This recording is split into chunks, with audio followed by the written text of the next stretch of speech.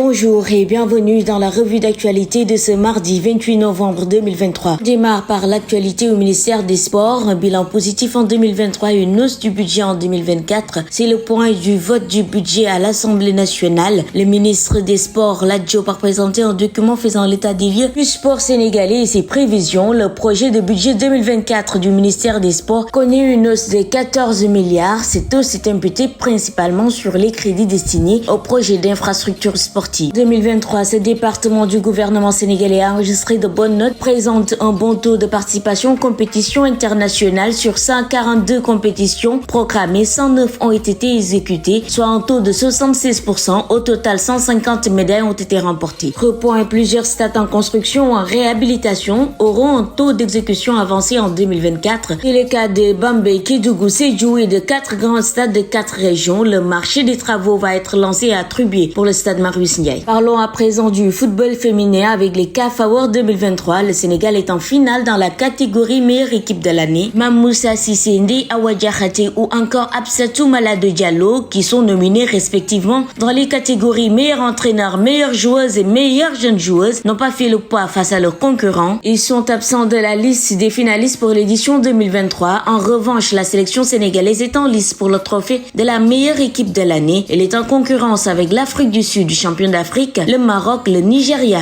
et la Zambie. Un résultat match en Ligue des Champions à FCC en Arabie Saoudite où Sadio Mané et Al Nassr sont assurés de terminer premiers. Pour le compte de la 5e journée, la formation étoilée saoudienne s'est assurée la première place de son groupe malgré le match nul face à Persepolis sur sa pelouse. Titulaire au coup d'envoi, Sadio Mané n'a pas été décisif dans cette rencontre, tout comme Cristiano Ronaldo qui s'est même refusé un penalty alors que l'arbitre avait désigné le point de penalty. Avec ce nul, Al Nassr est donc assuré de finir premier du groupe à une journée de la fin des phases de groupe avec 13 points au compteur. Pour la 6e et dernière journée, Al Nassr va se déplacer. Rediscipline à présent du handball avec les Lions qui ont bouclé leur préparation pour le mondial. En plus du tournoi de Tekio en octobre passé en Angola, les Lions ont aussi bénéficié de notre tournoi avant d'entamer la Coupe du Monde. Soukaina Sagna et ses coéquipières ont été battus par la France et se sont imposés devant le Cameroun. Autre représentant de l'Afrique au mondial, la 26e édition de la Coupe du Monde féminine de handball aura lieu du 29 novembre au 17 décembre prochain.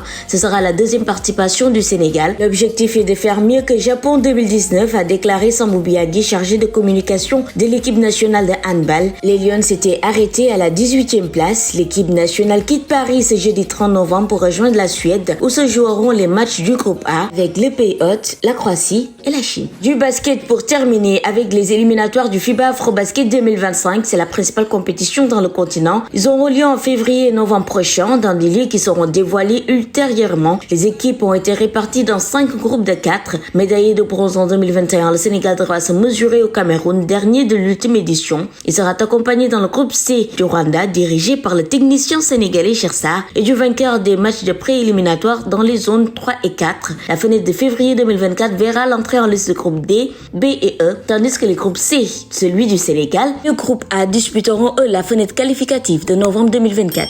Le site numéro 1 du sport au Sénégal, sport.com, est maintenant disponible en version application mobile sur iOS et Android.